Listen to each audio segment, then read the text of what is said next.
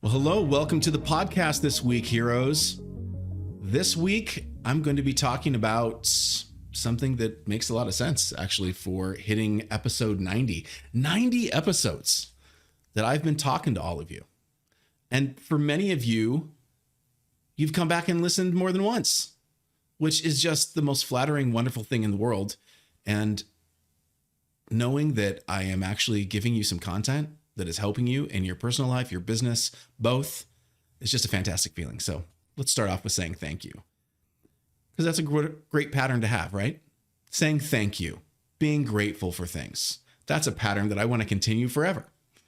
But sometimes it can be worth, once you get to a plateau, once you've been doing something for a while, and it's been working. A lot of times it's been working really, really well.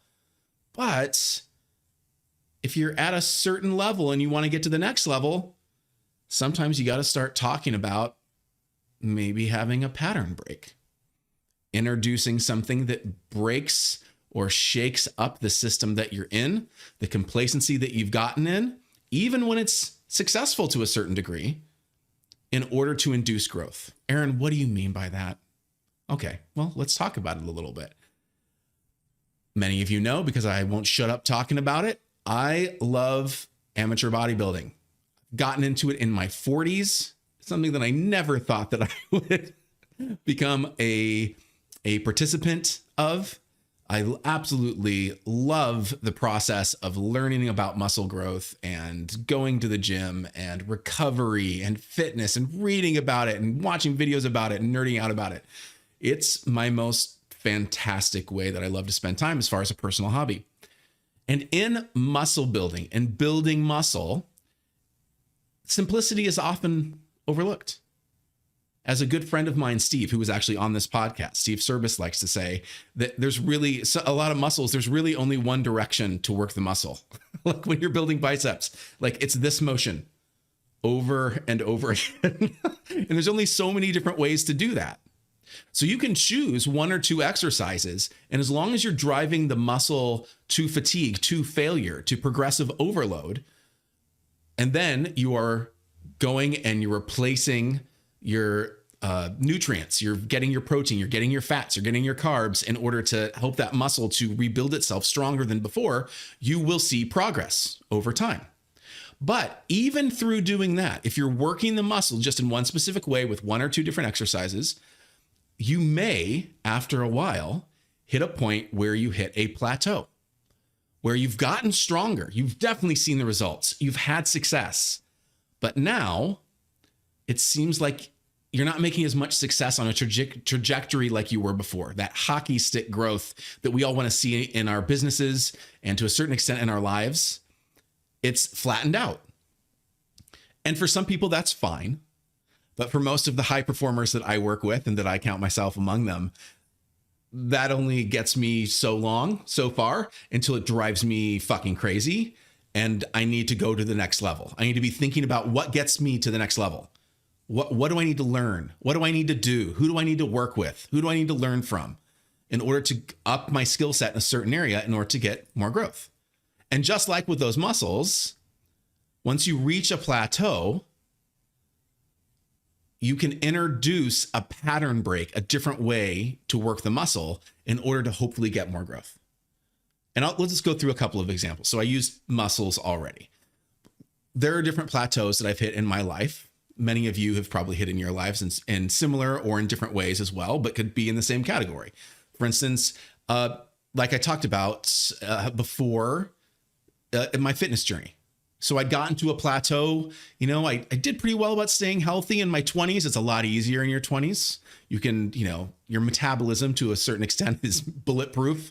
You can ingest a lot more things much more inconsistently, and then still work out moderately and see results and be able to keep your body in pretty decent physical shape, especially if you are already active like I was when I was acting and doing a lot of physical activity. Wasn't as hard for me. As I got into my 30s and then into my 40s, it became a lot harder. And so I need to learn a different skill set in order to break through a plateau.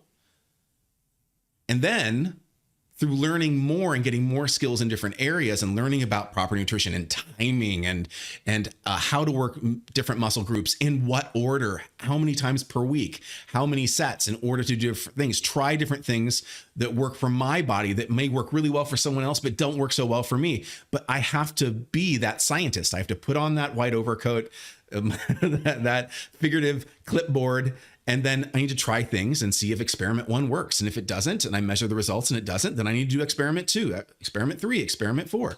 I mean, how do you think we got Heinz 57 sauce? It's number 57. They had to go through 56 iterations before they hit 57. What if they had stopped at 55? We wouldn't have Heinz 57 sauce, and that would be a tragedy. All of my people from the Midwest know what I'm talking about right now. But in my fitness journey, I had to break through a plateau. In order to do that, I had to get more skills. I had to get more knowledge. And then I was able to get to a place where I feel like I have the body that I always wanted all my life, and the feeling of health, and the way that I move through the world, and the way I'm able to play with my kids, and the physical activities I'm able to do, my endurance, so many things in my life are so much better because I chose to break through that plateau and to get better in that area of my life. So that's one example of breaking a pattern to induce growth.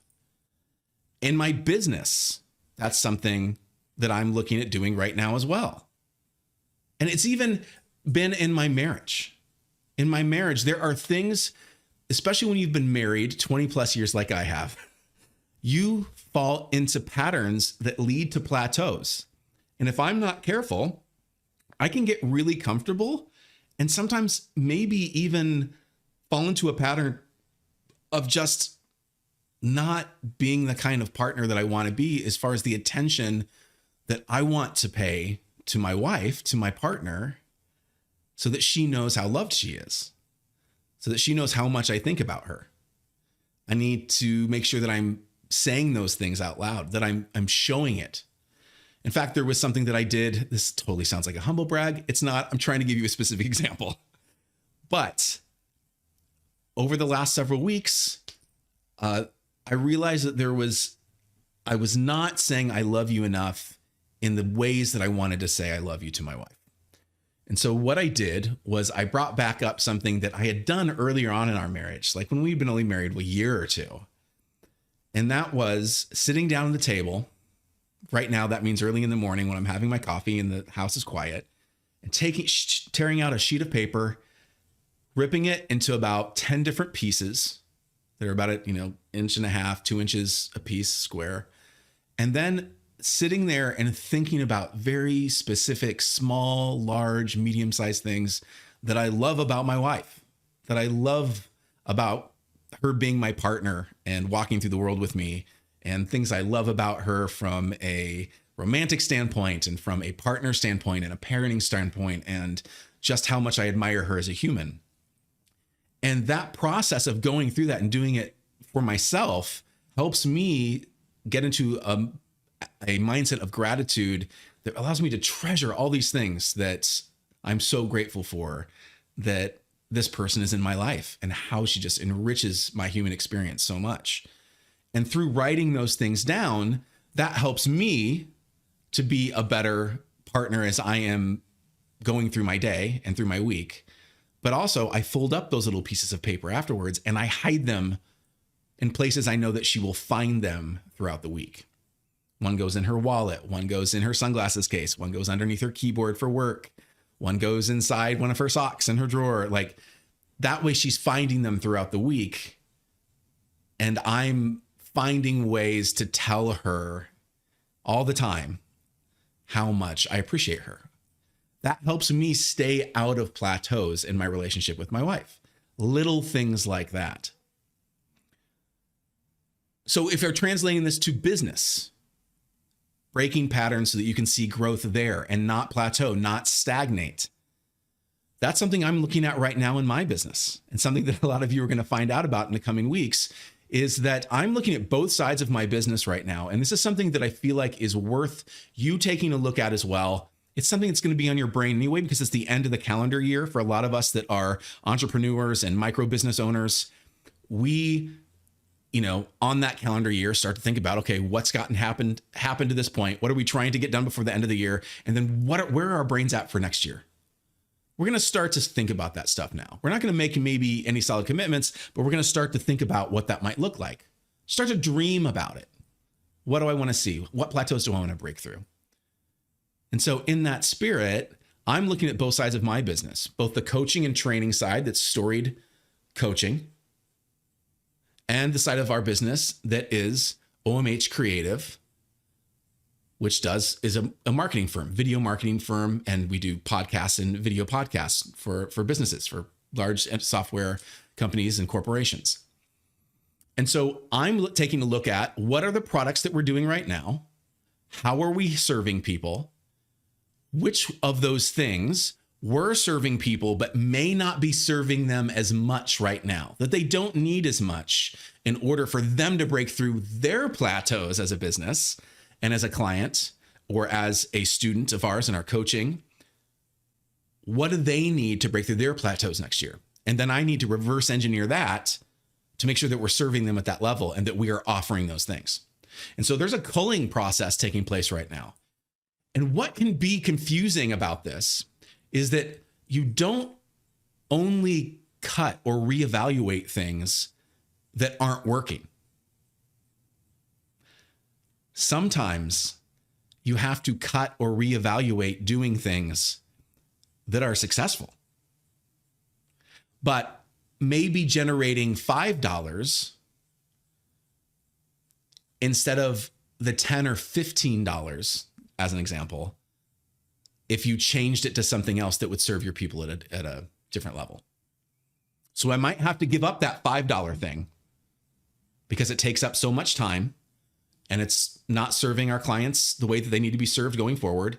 And it's not as good of a product for us because it's not earning us the money that we want.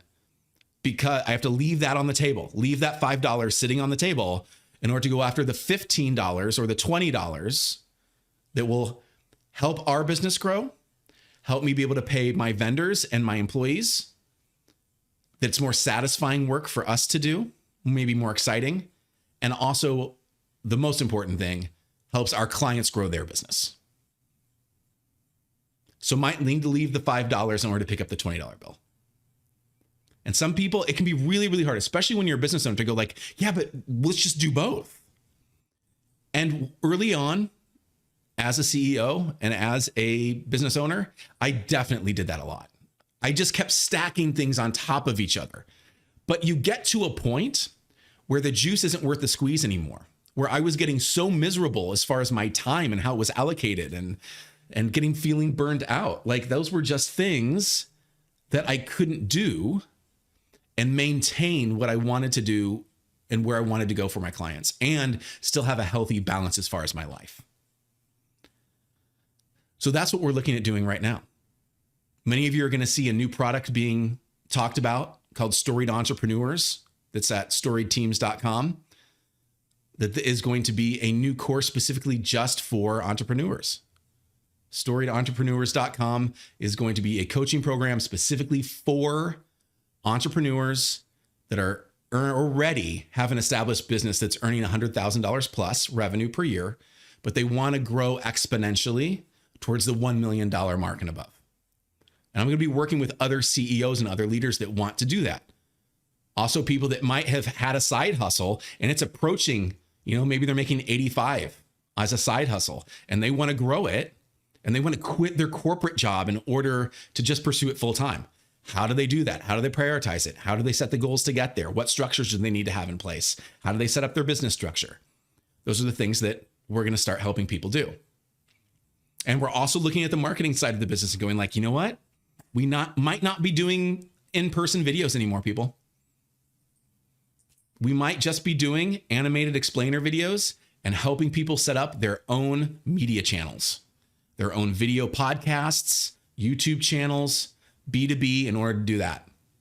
Because it's fun, it's exciting, and it's what we know our clients need in order to create the kind of content that needs to be out there constantly for their businesses to grow and get the results that they want. So we might need to cut out something that was very lucrative to us on site, in present, large crews, large projects, but people might not need that anymore. It might not be where we need to spend our time in order to help our clients get the best results that they need. Not that we're not making money doing it, because we do. But we might need to leave that behind in order to break through the plateau, break the pattern, induce growth, and get to the next level. So I want you to think about that as we're winding down this year. I didn't publish, maybe some of you noticed, this podcast when I usually do. This is going to drop a day after it usually does. And that's because I wanted to break the pattern. I have done 89 episodes every Wednesday for over almost 2 years now. And so this was the way for me to go, okay, we're making a pattern break. There's going to be more content coming out as well with ride-alongs for me to and from the gym, where I'm going to talk about business. I'm going to talk about all the things, coaching, all the things being an entrepreneur and a business owner, all the things I'm passionate about bodybuilding, about hormone replacement if you're a male and you're in your 40s, about nutrition, and about thought work and growth and how to have the kind of storied life that you want to lead. So if you are up for breaking a pattern with me and you want to come along on this journey, I'm very excited about what you're going to be seeing in the new year. I can't wait to show you everything we have in store. And thank you again for being with me, writing to this point so that we can break a plateau and we can all go to the next level together. All right, my friends, have a fantastic week. I'll talk to you soon.